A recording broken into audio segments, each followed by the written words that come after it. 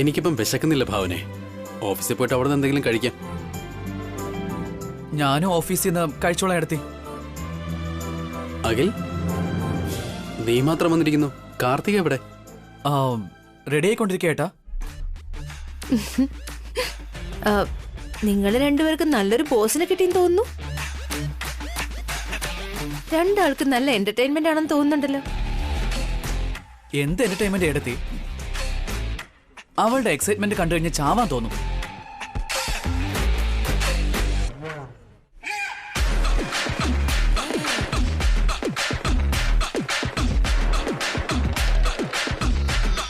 മുടി ചെയ്യാൻ പറഞ്ഞപ്പോ അവൾ അഹങ്കരിക്കുന്നു. എന്നെങ്കിലും ഒരിക്കൽ നീ ഇതിന് മറുപടി പറഞ്ഞേ പറ്റൂ.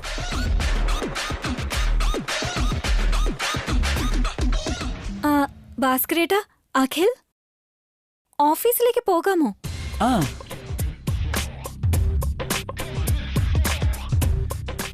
ഓരോ ദിവസം ഓരോ കെട്ടിപ്പാണല്ലോടി. ഞാൻ നിങ്ങളുടെ ഭാവികാല ബോസാണ് അഖിൽ. എന്നെ ചോദ്യം ചെയ്യാൻ പാടില്ല. ഈ ബ്ലാക്ക് കൂളിംഗ് ഗ്ലാസ് എന്തിനാ മോളെ? എല്ലാം ഇരുണ്ടതായിട്ട് തോന്നില്ലേ? അഖിലിനോട് പറഞ്ഞ ആൻസറാ എനിക്ക് ഭാസ്കരേട്ടനോടും പറയാനുള്ളത്.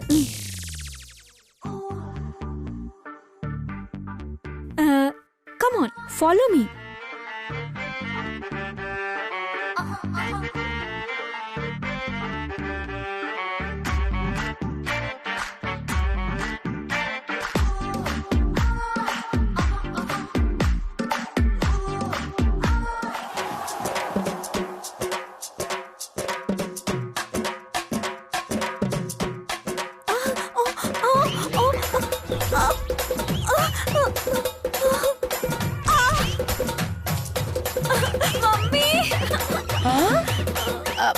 മോളെ കാർത്തിക, അയ്യോ സൂക്ഷിച്ചു എഴുന്നേക്ക്. മോളെ, അയ്യോ പതുക്കെ മോളെ.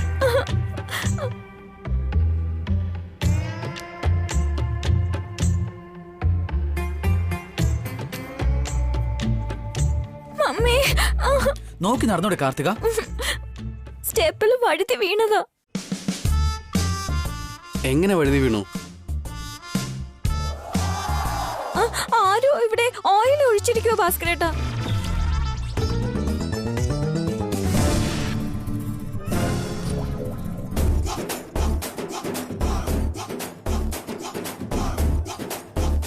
എണ്ണ എന്തിനാ അവിടെ ഒഴിച്ചത്? അയ്യോ, മനഃപൂർവ്വമല്ല മോളെ. തലയിൽ എണ്ണ തേച്ചപ്പോ കൈ തട്ടി അറിയാതെ വീണതായിരിക്കും. നിനക്ക് പൊടുക്കത്തെ അഹങ്കാരം കൊണ്ട് കണ്ണ് കാണാൻ പറ്റാത്ത അവസ്ഥയില. നീ അധികം വൈകാതെ നിലം പതിക്കൂടി. ഇതെന്റെ ശാപമാടി. എന്നെ വേണോന്ന് വച്ചിട്ടല്ലേ ആന്റി തള്ളിയിട്ടത്? ആന്റി നേരത്തെ പറഞ്ഞ കാര്യം ശരിയാക്കിയല്ലേ? ഇല്ല മോളെ, നീയാണ് സത്യം. വേണ്ട, ഇനി കൂടുതലൊന്നും പറയണ്ട. അന്ന് ഞാൻ കോല ഇടാൻ വേണ്ടി കൊണ്ടുവച്ച കളർ തട്ടി ആന്റി വീണില്ലേ? അമ്മേ, ഇന്ന് എണ്ണ ഒഴിച്ച് എന്നെ മനഃപൂർവ്വം നിങ്ങൾ തള്ളിയിട്ടതല്ലേ? നിങ്ങളുടെ റിവഞ്ച് എടുത്തതല്ലേ? അയ്യോ, ദൈവമാണ് സത്യം. മനഃപൂർവ്വമല്ല മോളെ. അപ്പോ ഞാൻ ഓഫീസിലേക്ക് പോകാതിരിക്കാൻ അഖിലായിരിക്കും ഇങ്ങനെ ചെയ്തത്. നിങ്ങൾ രണ്ടുപേരാണ് സത്യം. ഈ സംഭവം ഞാനുമായിട്ട് യാതൊരു ബന്ധവും ഇല്ല. നിങ്ങള്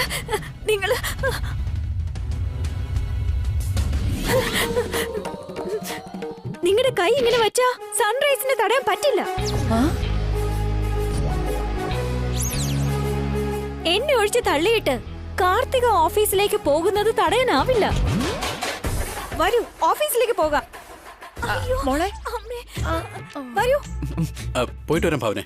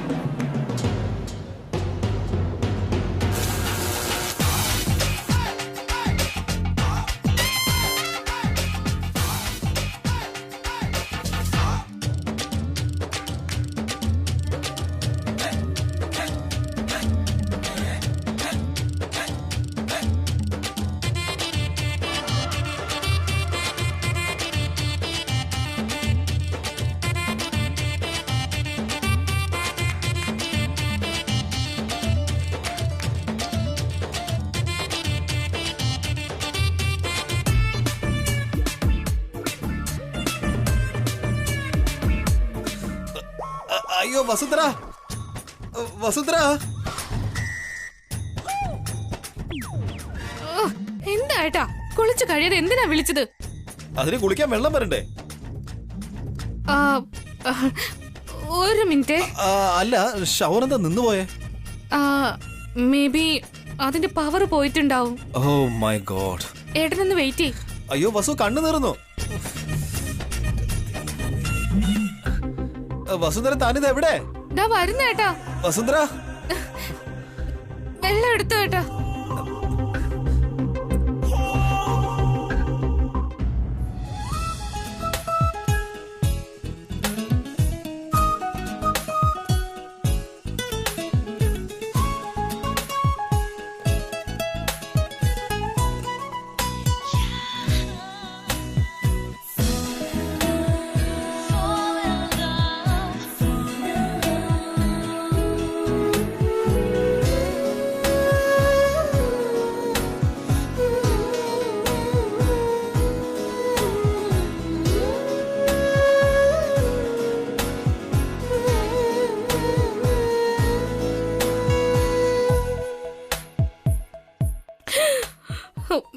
ഏട്ടാ, അതിന്റെ ഇടുപ്പോ.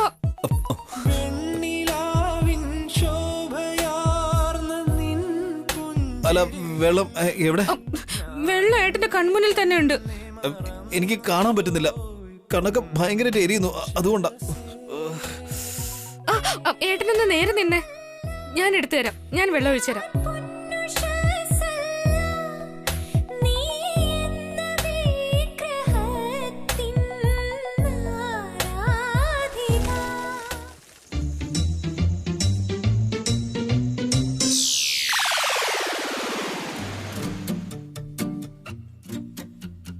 ഞാൻ തന്നെ വെള്ളം ഒഴിച്ചു തരാം. ഏട്ടൻ വെയിറ്റ് ചെയ്യ്.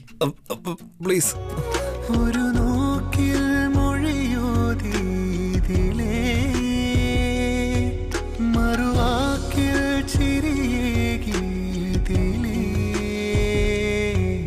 അനുരാഗം പടിയേറി അഴിവാതിൽ പൊഴി നീക്കി അഴകായി വരവായി നെഞ്ചിലാ.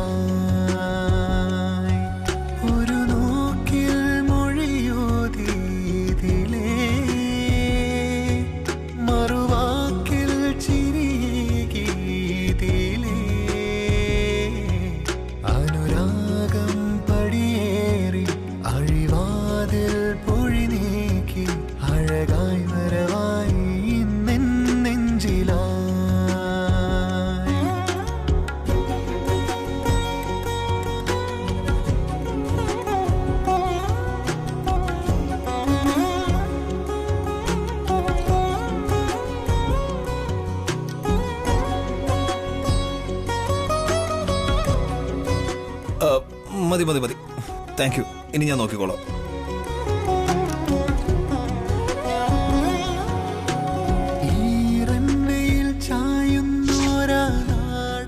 വസുന്ധര, തന്റെ വീട്ടില് ഷവർ എന്താ വർക്കാവത്തെ? സോറി അച്ഛാ, മുകളില് വെള്ളം തീർന്നു പോയി. വെള്ളം തീർന്നു എന്ന് പറഞ്ഞാ? സത്യം പറ, നിങ്ങൾ എന്താ ചെയ്തേ?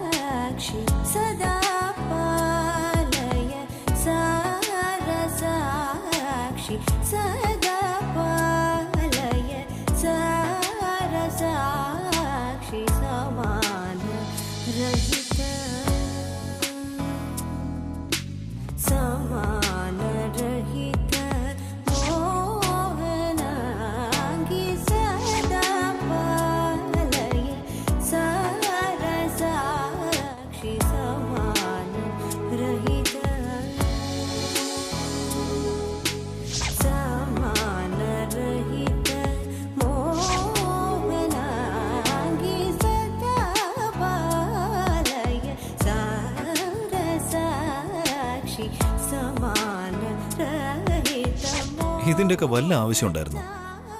ഇവിടെ ഷവറില്ലെന്നുള്ള കാര്യം എനിക്ക് അറിയാവുന്നതല്ലേ. ഞാൻ സാധാരണ രീതിയിൽ കുളിക്കുമായിരുന്നല്ലോ. അത് ഏട്ടന് ഷവറിൽ കുളിച്ച് ശീലമുള്ളതുകൊണ്ട് ഷവർ ഇല്ലാതെ കുളിച്ചു എനിക്ക് ശീലമുള്ളതാ. എനിക്ക് വേണ്ടി താൻ റിസ്ക് ഒന്നും എടുക്കണ്ട. എനിവേ, നിങ്ങളുടെ പരിശ്രമം എനിക്ക് ഇഷ്ടപ്പെട്ടു. Thank you so much. Thank you Unni. ഏട്ടൻ മുഴുവനായും ഷവറിലാണ് കുളിച്ചിരുന്നെങ്കിൽ എന്റെ പ്ലാൻ സക്സസ് ആയ പോലെ ആകുമായിരുന്നു. ഇപ്പൊ നോക്കിയാലും തന്റെ പ്ലാൻ സക്സസ് ആയതുപോലെ തന്നെ. ആക്ച്വലി ഹാഫ് ഷവറും വളരെ നല്ലത് തന്നെയാ. പക്ഷേ താൻ വന്ന് എനിക്ക് ഫുൾ ഷവർ ചെയ്തു തന്നില്ലേ, അത് അതിലും നന്നായിരുന്നു.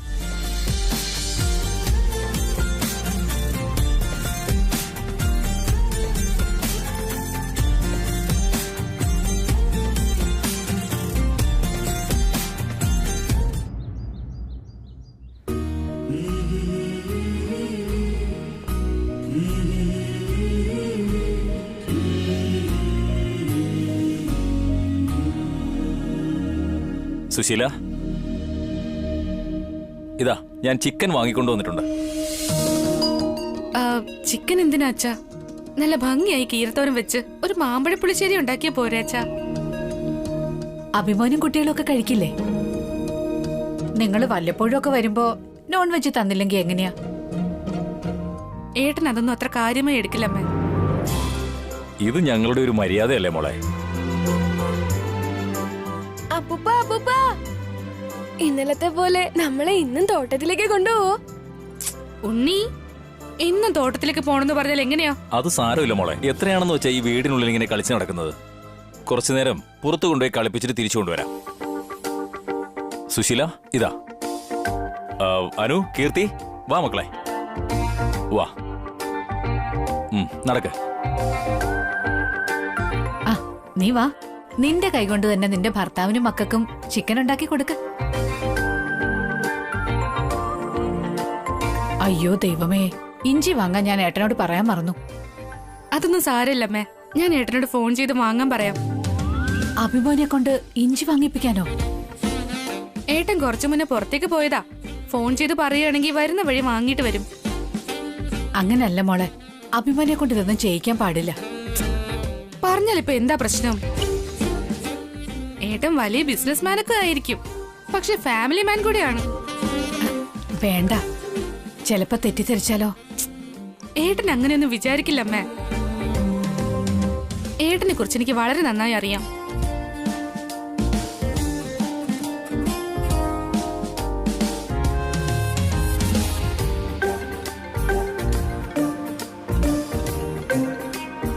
ഹലോ. പറഞ്ഞോളൂ വസുന്ധര. ഏട്ടൻ എവിടെയാ ഇപ്പോ? ഞാൻ വീട്ടിലേക്ക് വന്നോണ്ടിരിക്ക. ഏട്ടൻ ഒരു ഹെൽപ്പ് ചെയ്യാമോ? എന്താ? എന്റെ അച്ഛൻ 1 കിലോ ചിക്കൻ വാങ്ങിട്ട് വന്നായിരുന്നു, പക്ഷെ വീട്ടിൽ ഇഞ്ചി ഇല്ല. ഏട്ടൻ അതൊന്ന് വാങ്ങിട്ട് വരാമോ? ഇഞ്ചിയോ? അതെ, വാങ്ങിക്കൊണ്ട് വരണേ.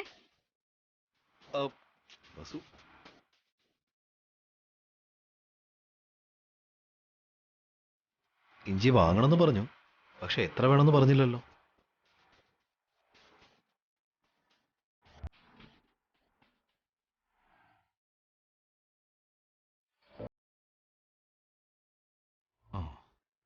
ഈ കടയിൽ ഇഞ്ചി കിട്ടും തോന്നുന്നു.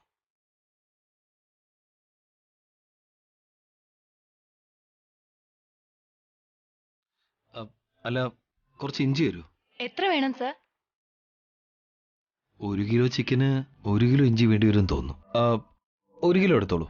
നിങ്ങളുടെ വീട്ടിൽ എന്തെങ്കിലും ഫംഗ്ഷൻ നടക്കുന്നുണ്ടോ? എന്താ അങ്ങനെ ചോദിച്ചത്? 1 കിലോ ഇഞ്ചി വേണോന്ന് പറഞ്ഞോണ്ടാ. ഞങ്ങളുടെ വീട്ടിൽ പ്രത്യേകിച്ച് ഫംഗ്ഷൻ ഒന്നുമില്ല. നിങ്ങൾ പറഞ്ഞു.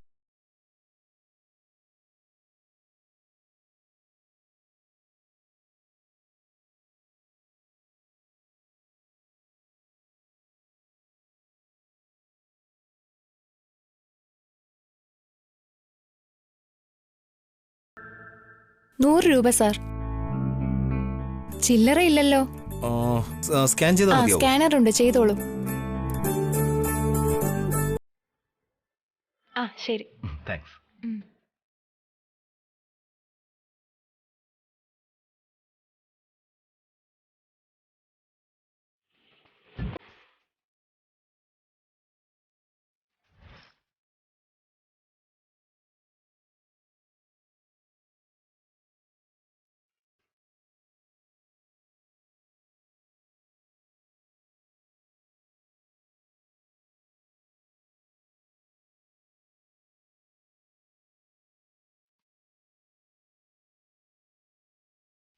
എന്താമ്മ ഏട്ടനെ കാണുന്നില്ലല്ലോ. ഇഞ്ചിക്ക് വേണ്ടി മാർക്കറ്റ് മുഴുവൻ അലയുന്നോ എന്തോ. അതുകൊണ്ടാ അഭിമോനോട് ഇക്കാര്യമൊന്നും പറയണ്ടെന്ന് പറഞ്ഞേ. ഒന്നും ഉണ്ടാവില്ല അമ്മേ. ഏട്ടൻ വലിയ വലിയ ഇവന്റ്സ് ഒക്കെ ചെയ്യുന്നതല്ലേ, ഇത്രയും ചെറിയ കാര്യങ്ങളൊക്കെ ഏട്ടനെ കൊണ്ട് ചെയ്യാൻ പറ്റും.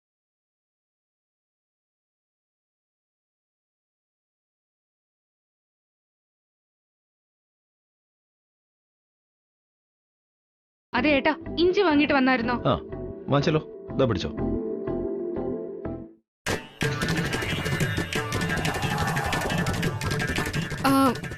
എന്തിനാ ഇത്രയും വാങ്ങിക്കൊണ്ടുവന്നേ? താൻ 1 കിലോ ചിക്കൻ എന്നല്ലേ പറഞ്ഞേ? അതെ. അതുകൊണ്ടാ ഞാൻ 1 കിലോ ഇഞ്ചി വാങ്ങിയേ.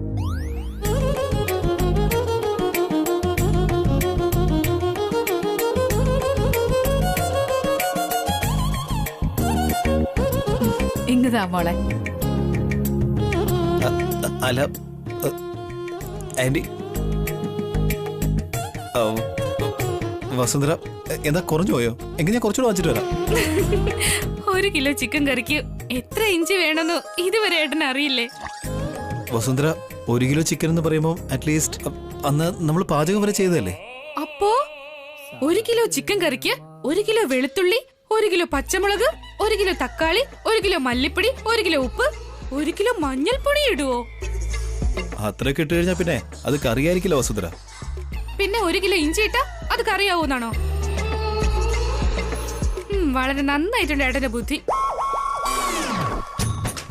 പറഞ്ഞു നടക്കുന്നതോ വലിയ ഈവന്റ് ഓർഗനൈസർ ആണെന്ന് പോലും. 1 കിലോ ചിക്കൻ കറിക്ക് എത്ര ഇഞ്ചി വേണമെന്ന് പോലും ഏട്ടന് അറിയില്ല. ഞാനിതൊക്കെ എങ്ങനെ അറിയാനാ? എന്താ ഞാൻ വല്ല ഹോട്ടലിലെ ഷെഫായിരുന്നു? അതുകൊണ്ടാ ഇടയ്ക്കിടയ്ക്ക് അടുക്കളയിലൊക്കെ ഒന്ന് കയറണമെന്ന് പറയുന്നത്. എപ്പോഴും ഡൈനിങ് ടേബിളിൽ ഇങ്ങനെ കഴിക്കാൻ വേണ്ടി മാത്രം വന്നിരുന്നാൽ ഇതൊക്കെ എങ്ങനെ അറിയാനാ? വസുന്ധര, അന്ന് വീട്ടില് ഞാൻ, ഏട്ടൻ, അഖിൽ എത്ര നന്നായിട്ട് ഭക്ഷണം ഉണ്ടാക്കിയേ. അന്ന് അത്ര നന്നായിട്ട് ഫുഡ് ഉണ്ടാക്കിയതുകൊണ്ടാ ഇന്ന് ഏട്ടനോട് ഇഞ്ചി വാങ്ങിക്കൊണ്ടുവരാൻ പറഞ്ഞേ. അന്ന് അങ്ങനെ നന്നായിട്ട് ചെയ്തിട്ട് ഇന്നെന്തിനാ ഇങ്ങനെയൊക്കെ കാണിച്ചത്? 1 കിലോ ചിക്കൻ കറിക്ക് കുറച്ചളവ് ഇഞ്ചി തന്നെ ധാരാളം. 1 കിലോ ഇഞ്ചി ഇടണമെന്നുണ്ടെങ്കിൽ ഒരു 50 കിലോ ഇറച്ചി വാങ്ങി നമുക്ക് ഫംഗ്ഷൻ നടത്താം. ഓ, ഇതുകൊണ്ടാണല്ലേ ആ കടക്കാരി എന്നോട് വീട്ടിൽ ഫംഗ്ഷൻ വല്ലതും ഉണ്ടോ ചോദിച്ചത്. ഇപ്പൊ എന്താ പറഞ്ഞു വരുന്നത്? ഏട്ടന് ഒന്നും അറിയില്ലെന്നാ പറഞ്ഞു വന്നേ. ഓ, ഇയാൾക്ക് പിന്നെ എല്ലാ കാര്യങ്ങളും അറിയാലോ. ആരും തന്നെ എല്ലാം തികഞ്ഞ ആൾക്കാരല്ല, പക്ഷെ ഇതൊക്കെ അറിഞ്ഞിരിക്കണം. ഇങ്ങോട്ട് നോക്ക്, എനിക്ക് എന്ത് ആവശ്യമുണ്ടോ അത് മാത്രമേ ഞാൻ അറിയാൻ ശ്രമിക്കാറുള്ളൂ. ഇടയ്ക്കിടയ്ക്ക് അടുക്കളയിലെ കാര്യങ്ങളും അറിയാൻ ശ്രമിക്കണമെന്നാ ഞാൻ പറഞ്ഞേ. നോക്ക് Vasundhara, that's not my job.